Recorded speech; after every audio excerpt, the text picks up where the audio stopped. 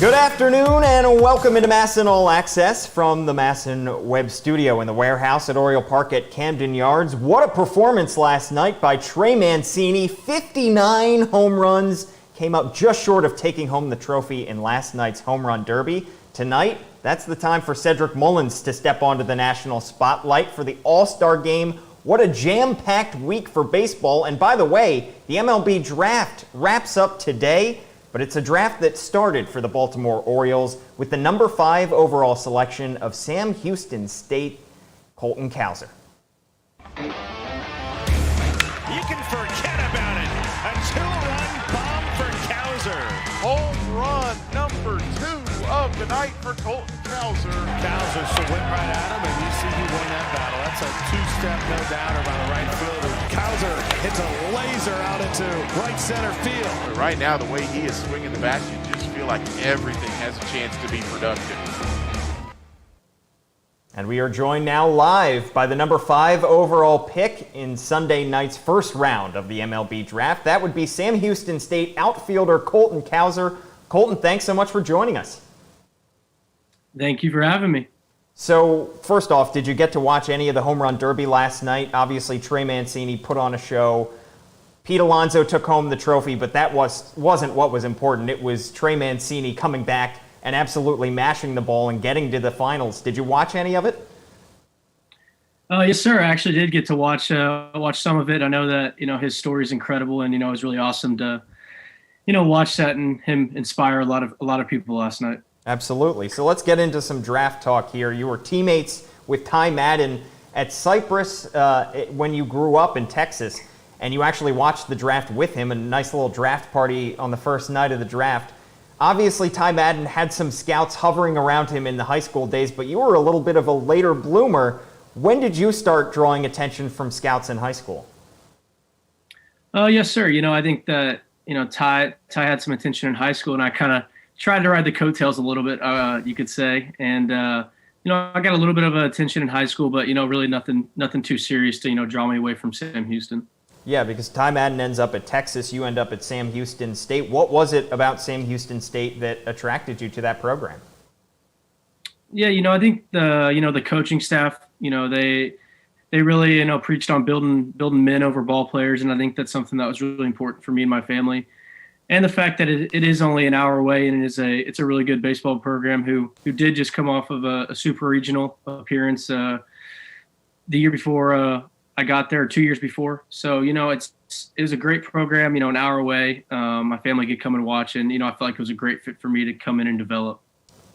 You may be able to answer this question. I haven't been able to find the answer quite yet. Sam Houston State Bearcats with a K. Why is there a K in the middle of Bearcats? That one I have no idea. That's something that I've just always known it for that, just being an hour away from Sam Houston. But, I guess that it is it's spelled properly with a C. But, I guess, Sam, we got to be a little bit different. How about that? Yeah. And you mentioned building men over ball players, the kind of program that you had at Sam Houston State. How did you develop, not just on the field, but off the field as well in that Sam Houston State program, being there for 3 years? Yeah, I grew up, I was raised pretty well really well actually by my mom and dad. And, they felt like it was important for me to go there and, grow even more as a human being, become more mature. And, the biggest thing that I took away from being there for 3 years is, maintaining relationships is really important. And, just treat others how you'd like to be treated. So those are the two big takeaways. And, that's something that I still try to do. Absolutely. That's something everybody can get on board with. And then you have that USA baseball experience in there as well over the summer back in 2019. What was that experience like for you? Yeah, it was awesome. I was one of the younger guys on that team, so I didn't try to go in and step on anyone's toes, just tried to be like a fly on the wall and absorb as much, information as I could. So, it was really fun to get to experience that and, travel across the country with a talented group of guys. Being exposed to that high-level quality of pitching, was that a difference for you compared to your freshman year at Sam Houston?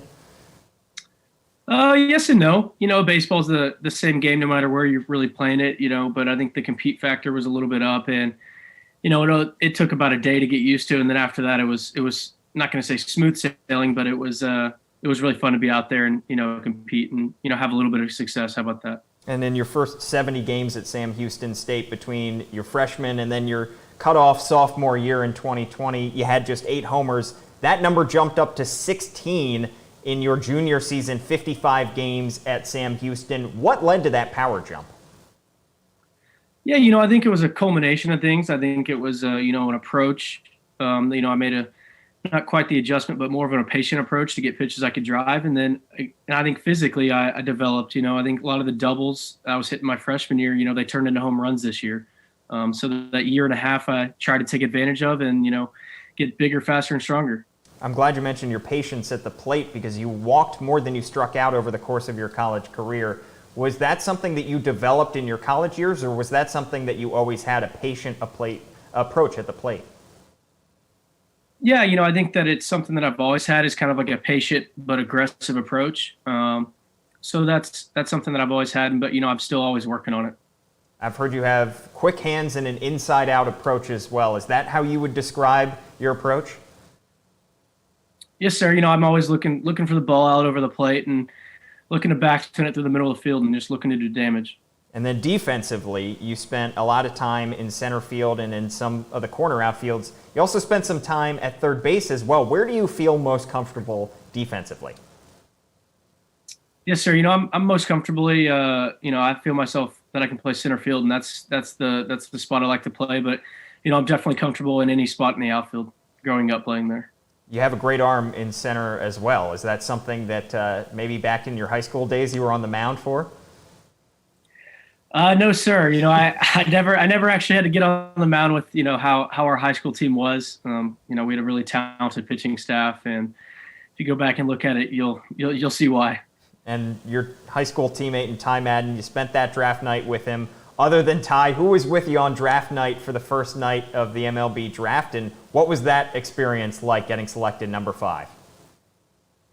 Yeah, I had a bunch of friends and family, they were all there, from the Cypress area, and we got to spend it together, and it's really special just because a lot of those people, I've grew up watching us and done a lot for us, so it's great to spend that with them, and we had some coaches there as well. Nice. And you obviously had that experience with Mike Elias calling you, and you did not answer. Obviously, that call was able to be made, and the connection happened a few minutes later. But when he made that call to you, why did you not answer the phone immediately? And did you send him to voicemail, or did you just let the phone ring?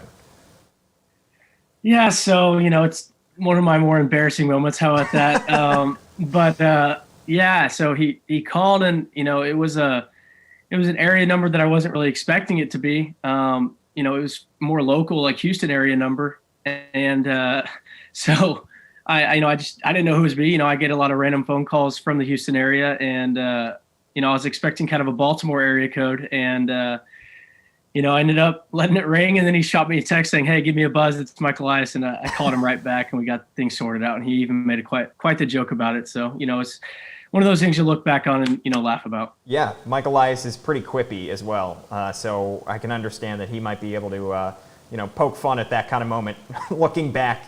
And you had gotten to know Mike Elias through the draft process as well, right? Yes, sir. Yes, sir. I got to go up to Baltimore and actually got to meet them in person, and them get to know me a little bit more on a personal level than from a baseball standpoint. So that was great. Great to meet them. Great to meet the front office. Was that your first experience in the city of Baltimore, or had you been there before? It was. Well, I guess I had a layover one time in Baltimore, but I'm not going to count that. Yeah. Didn't get to experience the city, but it was really cool. When you spent that time in Baltimore, did you get to go anywhere other than seeing the Orioles front office and going through some drills? Yes, sir. So me and my dad actually got to take a trip out to, I think it's Fells Point. Yeah. If that rings a bell. Got to go out there, walk around a little bit, had some lunch, and it was a good time. It was really cool. Fells Point is a great area right by the water. Do you remember where you had lunch? Do you remember what you had? Because this is important information here. It is. I had lunch at a tavern. Okay. I'm dropping the name on the first name right now of it. But my dad got crab cakes, and we got some crab tater tots as well. I had a little bit of the crab cake. Never had one before, so I had to, I think warm myself up to it. Yeah, absolutely. Was that a good experience, your first Maryland crab cake? It was. I actually enjoyed it. Good to hear. So you have been described by many, including Mike Elias, as a 5-tool prospect. Of course, we know that those 5 tools on the field being contact, power, arm, field, run. But I want to find out if there are 5 more tools that you have in your toolbox. We're going to talk about some skills that you might have away from the baseball field. Does that sound good? It does. It does sound good. So first off, is there anything that we should know about your skills that the average person might not know about you? Is there any kind of party trick that you have or any kind of special skill off the baseball field that you have? I can ride a unicycle. Really? Yes, sir. How would you grade your unicycle riding on the Scout scale of 20 to 80? Where in that range would you fall? I would say about a 30 or 40. I can't do any tricks. I can ride straight and turn a little bit and get up curbs. Small curbs? How about that? Yeah. How'd you learn to do that? Growing up, my buddy named Kyle Goff actually, he had a unicycle, and one day we just started riding, and then I was like, well, I want to try, and then ended up learning how to do it. Wow, that takes a lot of balance. I feel like that is a skill that probably takes a lot of time. How long did it take you to become proficient at that? Well, I'm not going to say I'm proficient. I can do it, Yeah. But probably a month. Okay, Probably a couple weeks. Wow, that's incredibly impressive. And the next time that we're able to have you up to Baltimore, you're going to come up to the web studio, you're going to bring your unicycle, and we're going to make you do some unicycling around the web studio for us. Does that sound good? Yes, sir. Sounds good. Awesome. All right, some other skills that you might have. I'll list some. You grade yourself on a scale of 20 to 80. Let's start with dancing. Are you a dancer at all? I'd say about a 50 or 60. I'm Really? a pretty good two-stepper. I'm a pretty good two-stepper growing up in Texas. All right. Yeah. I mean, is that something that you did in high school, or just growing up you had to do it? No, not say growing up. Having fun with friends. We like to do a little country western dancing. How about that? Yeah, absolutely. How about singing? Can you sing at all? 20. 20. Down there. 20. All No, right. I cannot sing. We won't make you do that then. Juggling. Is that something that you practiced? I feel like that goes along with the unicycle riding. I never have juggled. I can use 2 objects, but apparently I do that wrong as well. I'm supposed to go side to side with them, but I usually just hand them to the next hand. Yeah, I mean, if you can master juggling at some point and combine it with the unicycle riding, I feel like you might have a real show there. Yeah, we could see what happens there. Yeah. How about any other sports? Basketball, soccer, football? Any 60 or above Scouts grade on any of those sports? I would have to say no. I grew up playing basketball and football, but I was always the guy who was fouling out in basketball, always on the ground. Really? And then football, I was a little too scrawny to play outside linebacker. So You're 6'3". Did that height at all help with basketball or with football? I didn't get to be 6'3" until probably my senior year after I quit both of those sports, but I'm sure it would have. Yeah, you're also 200 pounds and you've gained some muscle over the past couple of years, but I saw in an article on The Athletic you described yourself, your younger, scrawnier self as a young giraffe. Is that how you would describe your younger self? Yes, sir. It could be a newborn giraffe on ice skates. How about that? Yeah. Well, you looked in the highlights that we've seen. You looked a lot more gainly than that. So give yourself some credit there. In terms of other skills, video games. Do you have any? Are you a good gamer at all? I play frequently. No, Okay. every once in a while. I'll get on, play with friends, but I mainly do it just to, again, catch up with friends and, hang out with them. It gives us something to do. Is it Call of Duty? Is it MLB The Show? Any games in particular? Yes, sir. I play a little bit of MLB The Show, and then I probably play Call of Duty. Gotcha. Yeah. And then finally, I'll just throw a bunch of skills at you. You let me know if any stick out here. Chess, Fishing? No, I've played a little bit. Fishing, yes. Fishing, yes. Okay, I guess in Texas Yes. you probably have to, I guess, drive down to the Gulf and do some fishing? I'm more of a freshwater fisher. Okay. I like to go around to these lakes around here and do a little bit of bass fishing. Gotcha. Nice. And obviously Cypress is a little bit northwest of Houston. Did you grow up an Astros fan, I'm guessing? I did, yes, Okay. sir. I did. And obviously you know that Mike Elias came from the Astros organization, so you have that in already with the Orioles. So that's a good foot to start out on.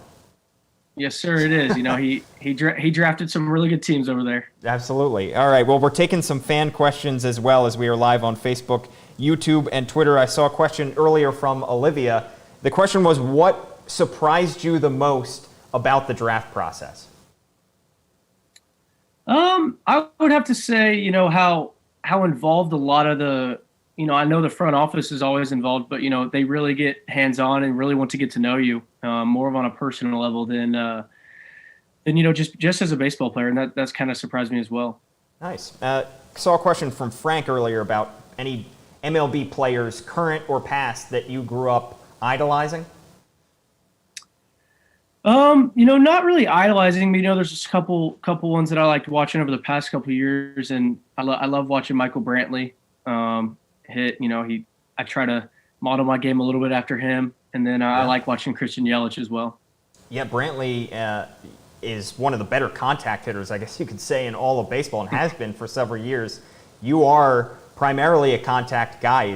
What is it about Michael Brantley's approach, and Christian Yelich is another left-handed hitter, that makes you look at him as somebody that you could aspire to become? Yeah, just how patient he is. We touched on that a little bit. Is Michael Brantley? He's really patient. He uses the whole field, and he's able to drive the ball out to all fields, and that's something that I think every professional hitter is able to do, but he does it extremely well. Absolutely. Got a question from Alan, a follow-up on the video games question. Do you play Xbox or PS4? PS4. Gotcha. PS4. Okay. Another question about Baltimore that I saw as well. How much do you know about the Orioles organization in particular, not just the city of Baltimore? I know a little bit. I know they got the machine over there, Cal Ripken Jr. And so I'm familiar with him and what he was able to accomplish. Gotcha. Yeah, 2131 is a good number to remember in the city of Baltimore. It is. I'm glad that you got a taste of the city. I'm glad that you got to experience Fells Point. A lot of great areas in the city, not just around the water, but north as well. And hopefully, at some point soon, we can have you up to Camden Yards, give you another tour, I guess, take you up to the 5th floor of the warehouse, and have you come in, ride your unicycle. Sounds good. Sounds like a plan. Awesome. Well, Colton Cowser, number 5 overall pick in the MLB draft by the Baltimore Orioles. Congratulations again on your selection, and thanks so much for joining us. Thank y'all for having me. I'm really excited. That just about does it for our show today. Thanks so much for tuning in. Thanks to Brendan Mortensen for running the show behind the scenes. I'm Paul Mancano. We'll see you next time.